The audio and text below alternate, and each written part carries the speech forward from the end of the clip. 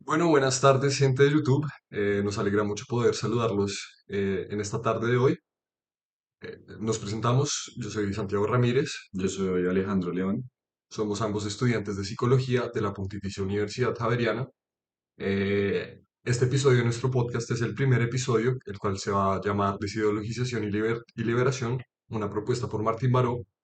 El objetivo del podcast es tanto realizar un ejercicio de intervención psicosocial en el que lleguemos a la problematización sobre algún tema o dilema y luego lleguemos al cuestionamiento consciente de ustedes, la audiencia.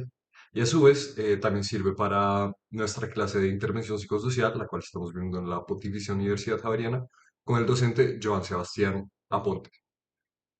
Por tanto, vamos a comenzar explicando lo que es la ideologización, lo que es una ideología, para luego pasar a qué es la desideologización, por qué es importante y a su vez ir respondiendo a ciertas preguntas. La primera siendo qué es la desideologización, dónde se originan las ideologías y cómo se articulan a un nivel social e individual. Luego pasaremos a dar perspectivas más subjetivas cuando entremos a la pregunta de cuáles son herramientas prácticas para incurrir en la labor de la desideologización. Y ya en plan de conclusión, estamos planteando dos preguntas ya para una discusión más abierta, menos teórica, sobre lo que podría ser, sobre las dos siguientes preguntas. La primera ¿es la guerra uno de los resultados de la instauración de ideologías que parten de las instituciones de control y educación? Y la segunda pregunta es, ¿en qué punto la labor de desideologización deja de construir el sentido común y las ideologías populares para convertirse en otra ideología opresora?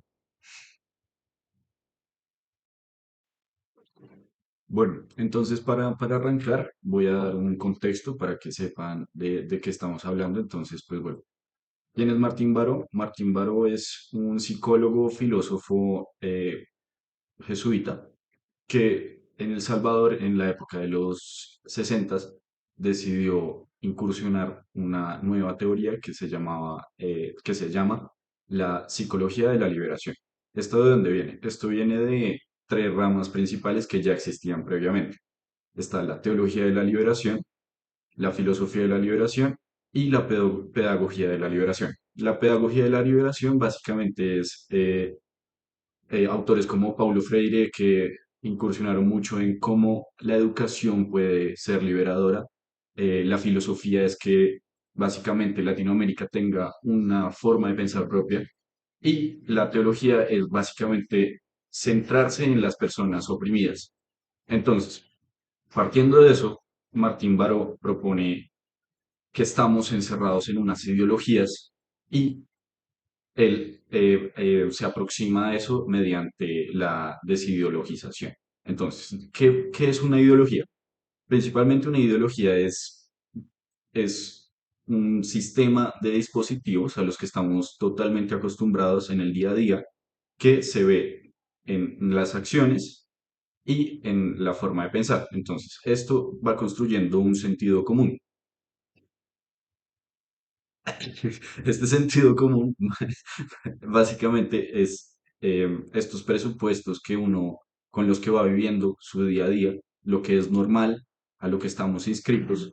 Ahora, ¿qué pasa? Eso es una forma de opresión, porque si seguimos bajo esa lógica, estamos encerrando muchas potencias, que es lo que busca liberar el acto de desideologizar. Entonces, eh, ¿tú qué entendiste por desideologización? Por desideologización. Pues la verdad, en clase hubo una frase que me gustó bastante, que si no estoy mal, el profesor lo copió en el tablero, y me llevaba a concebir la desideologización como esa práctica de desenmascarar toda ideología antipopular, aquellas formas de sentido común que operativizan y justifican un sistema social explotador y opresivo. Entonces, desde mi concepción, la desideologización es como la labor de entender qué ideologías o creencias son las que están instauradas en nosotros, que suelen ser instauradas tanto o por una estructura de poder como una estructura de educación, ¿cierto? Las instituciones educativas instauran ciertas ideologías en los estudiantes, en la gente que las atraviesa, a la gente a la cual se le comparte dicha ideología y la labor de desideologización como que nos hace una invitación a cuestionarnos, a criticar y ver desde una lupa distinta esas ideologías que nos crean a nosotros como, nos crean y nos construyen como individuos y construyen a la sociedad, ¿no? Y también partiendo de lo que es lo psicosocial, la sociedad es tanto un producto del individuo como el individuo es un producto de la sociedad. Entonces, se vuelve interdependiente. Uno crea el otro crea el uno, con la intención de generar, digamos, este cuestionamiento y este cambio social. Considero que la desideologización es una herramienta muy valiosa y que honestamente a mi perspectiva no se explota tanto como se debería explotar, ¿no? También, digamos, desde el salón de clases se puede criticar o al menos desideologizar las normativas y los regímenes que caracterizan y estructuran nuestro modelo educativo. Entonces, siento que por eso es como tan importante. ¿A ti qué te parece que es realmente relevante de la desideologización? Pues a mí lo que me parece muy acertado es esta lupa que trae la desideologización. Esto no es eh, hacer entender estos hábitos comunes y ya, sino que va con unos pasos que propone Martín Baró muy claramente, que es básicamente eh, desenmascarar esto a partir de la... em, entonces, Martín Baró propone tres pasos principales para arrancar este proceso de desideologización. Primero, asumir la perspectiva del pueblo. Luego, profundizar el conocimiento de su realidad y luego comprometerse críticamente en un proceso que el pueblo, en el que el pueblo, el poder, se recupere el poder sobre su propia existencia y destino.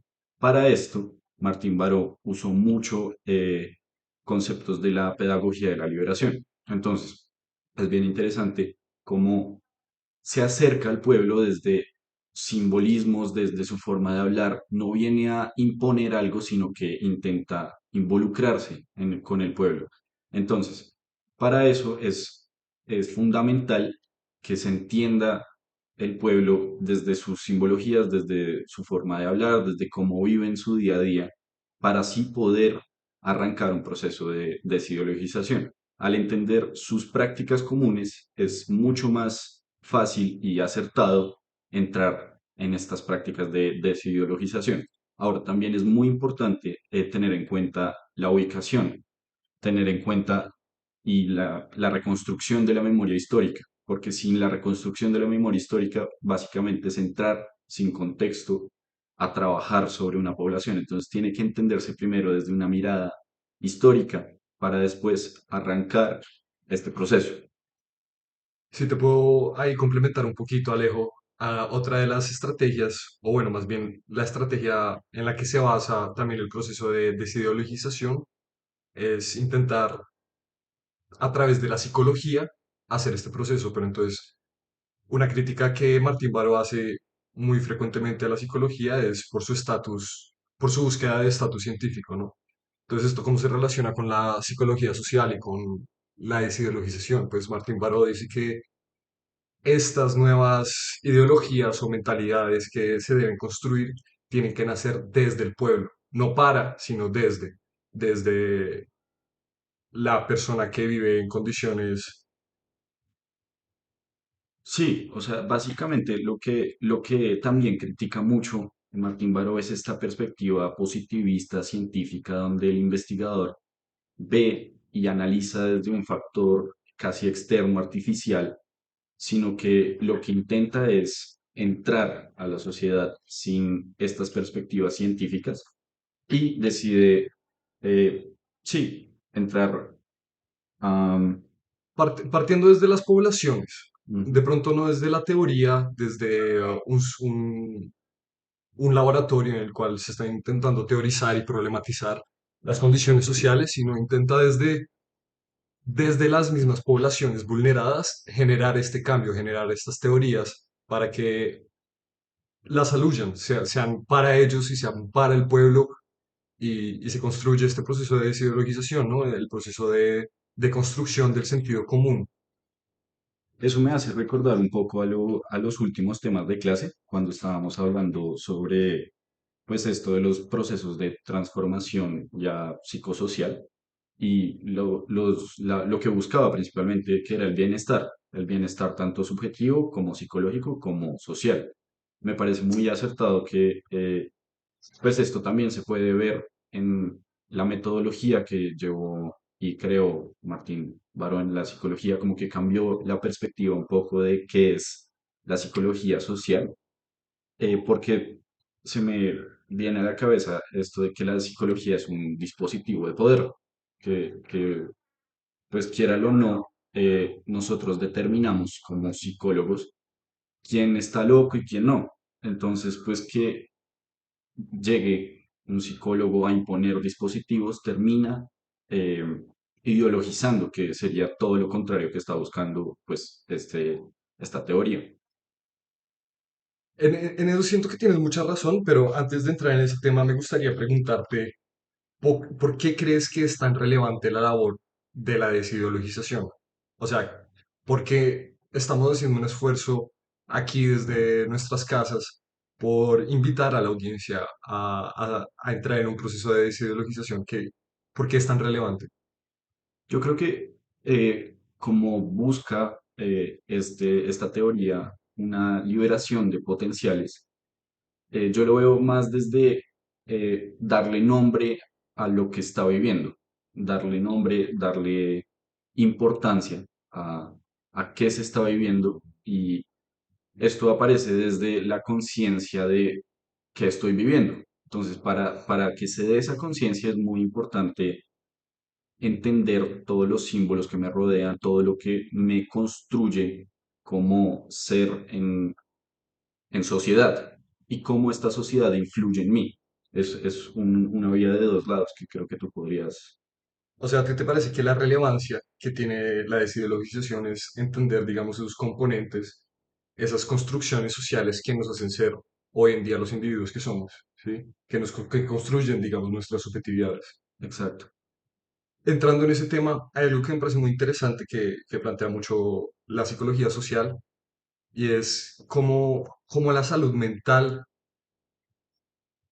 no es tanto un funcionamiento abstracto de un organismo individual, ¿sí? No es solo la persona la que es responsable de todas sus dolencias y malestares psicológicos, sino también la sociedad, de cómo la sociedad también influye de una forma muy grande en la construcción de nosotros, ¿no? Porque poco se ha concebido la salud mental como, como fundamento de nuestra salud mental, ¿sí? Al tener en cuenta el carácter tan importante que conllevan las relaciones sociales en la construcción de nuestra salud mental, es muy importante este ejercicio de desideologización, ya que cuando entendemos las lógicas y las ideologías que nos oprimen o que afectan nuestra salud mental, se pueden desideologizar, se pueden transformar para así generar vínculos y relaciones sociales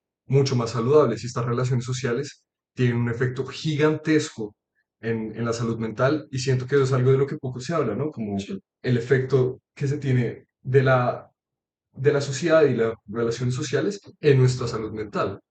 Que es también, perdón ahí, Alejo, una crítica que hace Martín Barro a la psicología y es, se había concebido la patología mental como algo exclusivamente propio del sujeto, ¿sí? Y hoy en día como que se está intentando desde otro punto de vista también concebir como un problema social, ¿no? O sea, la adaptación social también puede ser una muestra de una salud mental óptima, digamos, o de buenas capacidades para la adaptación, pero cuando la adaptación implica una, un empeoramiento de la salud mental, digamos, una neurosis. Por dar un ejemplo que dio el profesor en clase, sí, ¿sí? sí, Cuando los estudiantes sufrían de paranoia, pero no era porque él dentro de su persona tuviera algo que estaba, un desbalance, algo que estaba incorrecto, digamos, una forma de afrontar la realidad poco adaptativa, sí, sino que representaba más bien una forma muy adaptativa de afrontarse la realidad, ya que en el salón de clases podían haber balaceras afuera de la institución, ¿no? Claro. Entonces esa paranoia resulta siendo más un mecanismo de adaptación saludable que uno no saludable, ¿sí? Exacto. ¿Y Entonces, qué diría la psicología ahí? La psicología entraría a un trastorno y diría, no, tiene déficit de atención, pero no, lo que no se tiene en cuenta es todo este contexto social que están viviendo los estudiantes, que están inmersos en una, en un contexto de violencia, que lo que termina formando es una paranoia y un constante miedo que no los permite concentrarse. Entonces yo creo que una frase que resume muy bien esto es la reacción normal frente a una situación anormal o la reacción anormal frente a una situación normal. Eso es básicamente lo que termina reuniendo esto y es sí, o sea, no es tanto atenerse a estos trastornos y a todo este mundo clínico donde toca venir a diagnosticar a qué le pasa a estas dos personas, sino entender un poco qué están viviendo las personas, o sea, cuál es sí, su vida en el día a día, que es más sí, cuáles son las condiciones que los moldean y los construyen. Sin exacto. embargo, Martín Baró también siento que es muy inteligente y muy perspicaz al hacer esta observación y dice, es importante subrayar que no pretendemos simplificar un problema tan complejo como el de la salud mental, negando su enraizamiento personal y por evitar un reduccionismo individual, incurrir en un reduccionismo social. ¿Esto qué significa? Que entonces vamos a limpiar, digamos, al individuo de sus responsabilidades por su salud mental y se las vamos a responsabilidad, responsabilizar, digamos, a la sociedad. Entonces, me parece muy interesante este punto de Martín Baró porque hay que ser muy consciente del balance que se lleva para entender la salud mental, para no caer en ninguno de estos dos reduccionismos, ni el reduccionismo individual ni el reduccionismo social. De acuerdo. Vamos, sí, Bueno, ya para cerrar un poco estos minutos, vamos a responder unas preguntas rápidas de la forma más sintetizada posible. Entonces, bueno, ¿cuál crees que es la finalidad de la desideologización? pues Martín Baró tiene una cita muy bonita en la que siento que condensa la finalidad de esta labor y es la finalidad sería que nuestras aspiraciones subjetivas, grupales e individuales se orienten a la satisfacción de nuestras verdaderas necesidades, es decir, de aquellas exigencias que conducen por el camino de nuestra humanización y no de aquellas que nos atan al consumo compulsivo en detrimento de muchos y la deshumanización de todos. Lo cual me parece muy bonito, ¿no? Muy Es un bien, poco idealista, sin embargo, siento que es una labor que sí se puede dar en general, se puede dar desde casa, se puede dar desde la academia, se puede dar desde muchos sitios y siento que busca mucho también la afinidad, ¿no? No tanto la diferenciación, sino que podemos encontrar en qué son nuestras necesidades afín y así generar, digamos, un mayor sentido de comunidad. Pero entonces, para como complementar esta pregunta, te preguntaría a ti, Alejo, ¿qué labor práctica crees que podríamos adoptar nosotros como psicólogos? yo siento que la clave de esto es juntar un poco dos ramas, que es la psicología social y esta búsqueda del bienestar que busca esta rama y la educación. Me parece importantísimo tanto educación en salud mental como en educación, como lo planteaba el método de alfabetización de Freire, que es una base teórica que usó Martín Baró, que básicamente constituyen un modelo sobre cómo el conocimiento puede servir para la desideologización. Son palabras que reflejan la realidad de hecho, sacadas del universo simbólico de las propias personas. Esto básicamente quiere decir como que nosotros como psicólogos entremos a entender subjetividades y entremos a ese universo simbólico de las personas. Y nosotros como psicólogos ahí podemos hacer psicoeducación, que es básicamente entrar desde una perspectiva crítica, no a establecer nuestros conocimientos, sino entender desde su propio lenguaje cómo podemos construir junto a ellos, no entregarles algo ya hecho, sino junto a ellos esta liberación de las potencias. Ok, como a partir de estas minorías oprimidas, generar las teorías que concienticen y desconstruyan estas Exacto, ideologías. sí, desenmascarar su realidad y abrir unas puertas hacia la transformación. Ok, Bueno, ahora te voy a preguntar qué crítica podrías hacerle al quehacer psicológico. ok. Eh, para eso hay una frase que me gusta mucho también de Martín Baró, ya que nos estamos centrando en pues, las lecturas propuestas por nuestro profesor sobre Martín Baró para la respuesta a estas preguntas. Hay una frase que me gusta mucho que dice que no se pueda decir que mientras los hombres viven su vida hacia adelante, nosotros, profesionales de la salud mental, nos conformamos con recorrerla hacia atrás. Y la crítica que le haría a la psicología es, bueno, está muy bien la problematización, está muy bien la producción de conocimiento y teorías, ¿sí? Sin embargo, es muy necesario comenzar en la práctica, ¿no? Em, También hay una cita que me pareció bastante interesante en la que Martín Baró abogaba por la praxis, ¿sí? Por el hecho, por la predominancia de la acción sobre la información, por la predominancia de...